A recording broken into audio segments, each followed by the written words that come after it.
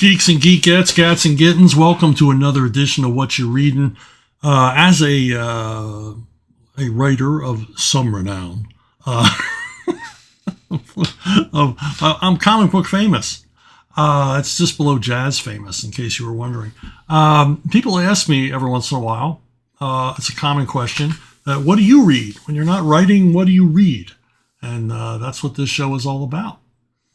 So I just finished this book called Naked Statues, Fat Gladiators, and War Elephants by Garrett Ryan. I watched a couple of videos by this guy, very entertaining videos about ancient Rome. And of course, he plugged the book, which I bought. I fell for it and I bought it and I really, really enjoyed it. And it's basically serves the same function as Ask Chuck Dixon, where you ask Garrett Ryan, or people have asked Garrett Ryan, or commonly asked or frequently asked questions about ancient Rome. And he is a scholar of antiquities, and he has a lot of fascinating questions. And I've read an awful lot about Rome, but you really have to get into the weeds to find the minutia of daily life. And that's the most fascinating part of this book. Of course, he's got a lot of gossip, a lot of tabloid, TMZ kind of stuff about the emperors, because, they were a bunch of rat bastards, a lot of them.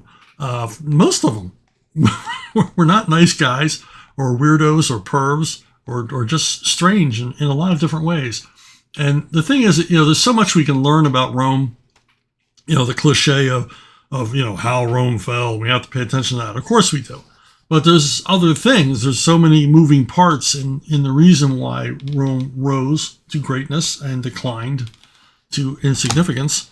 And one of them is the way that Caesar has acted. And this book kind of details that it's not a whole lot of difference between the elite that run our world and the elite that ran the Roman Empire.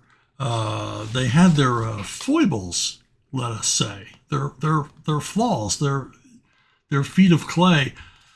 But he answers a lot of questions about, entertainment, travel, the everyday elements of life that you don't get in a lot of books about Rome, because they want to talk about the Caesars. They want to talk about the great events, the war against Carthage, and the Roman Civil War and things like that, the fall of the Republic. But Ryan Garrett gets into the small stuff, and he answers the question. Were gladiators fat? A lot of historians thought they were fat basically by reading the text of the time. And Ryan Garrett has read, I think, every text. He's probably read everything available written by contemporary Romans. And he said that, the descriptions of the gladiators as bulky probably meant they were more well-muscled than most Romans, and certainly better fed. And we learn in the questions that food is a big problem in the Roman Empire. There's just never enough to go around. And like so much of our society today, the Romans moved toward a sort of a divide between the super rich and the super poor. And the super rich lived well. They ate whatever they want. They did whatever they want. No one judged them because they were the elite. They were the ruling power. And everybody else subsisted on a really almost a starvation diet, which led to lots of disease. I didn't know until I read this book how rampant disease was in Rome, or crime. At the height of its glory, Rome was the most dangerous city on earth. It was just crawling with criminals. Boy, does any of this ring a bell? But the book answers questions like, how long did they live? The short answer is not long. How tall were they? I learned in this book, I never knew there was an emperor named Maximus, a good name for this guy, because he was 8 feet tall, and they can prove that he was a little over 8 feet tall. And a scary looking dude, if we can believe the sculptures of him. And I think we can, because they were based on what he looked like. Things about why their statues were naked. Did they really believe in their own myths? Were there professional athletes? How did they exercise? Did they travel for pleasure? How was the Colosseum built in less than a decade? How were war elephants used in battle? What happened to the city of Rome after the empire collapsed? Just great questions. I mean, this compulsively readable book. He writes in a very informative and well-sourced way, but it's never dry. This guy's a really good writer. He keeps things moving, he keeps it interesting, and quite a bit of humor and a bit of a light touch on some of the answers. But one of the most, obviously because of its format, it's endlessly informative about life in ancient Rome. And if you love reading about Rome or intend to write about Rome, I strongly suggest you get this book. And apparently he has a sequel to it coming out later this month, which makes me think this book must have been highly successful, and good for him. It deserves to be. It's a fun read. It is called Naked Statues, Fat Gladiators, and War Elephants. There's a title you can remember.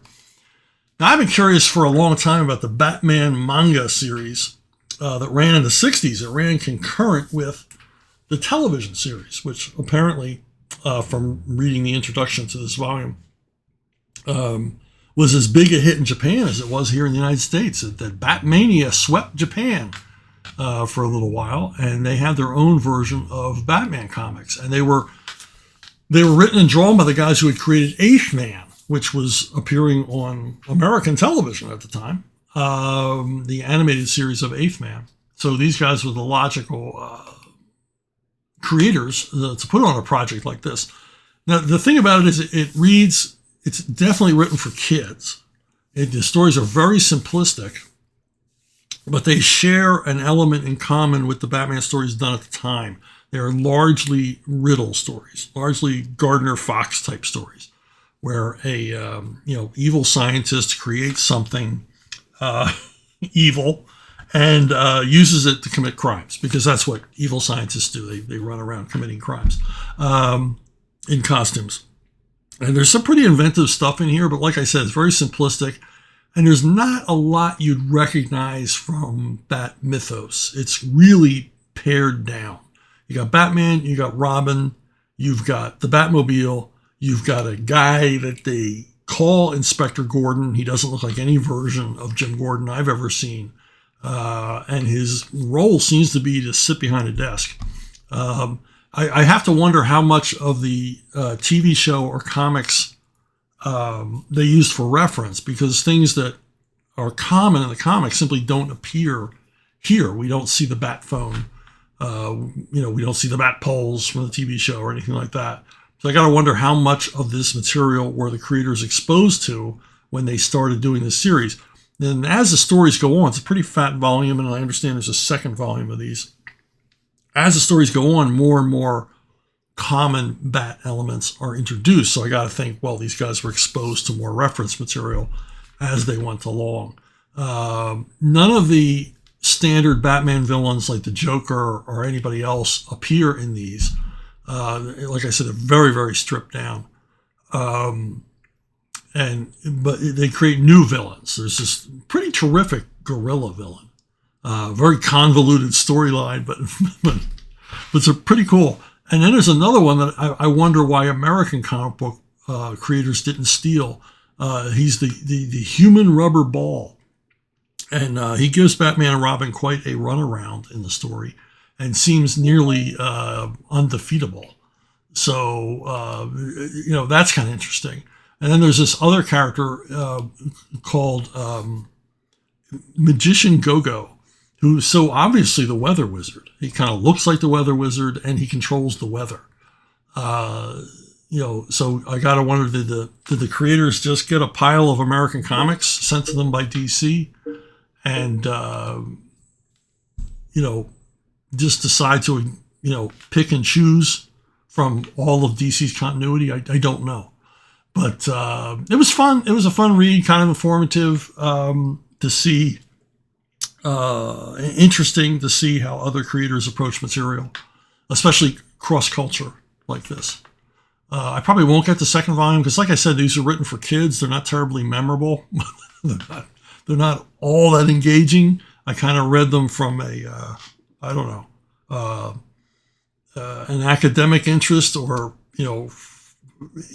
as an interested party, as a guy who's written Batman, how did someone else approach the material? But as far as pure entertainment, I would give it a pass. only Batman purists, completists, and whatever should really bother to take a look at these. So that's it for this week. That's what I've been reading, and I hope to see all of you down the road.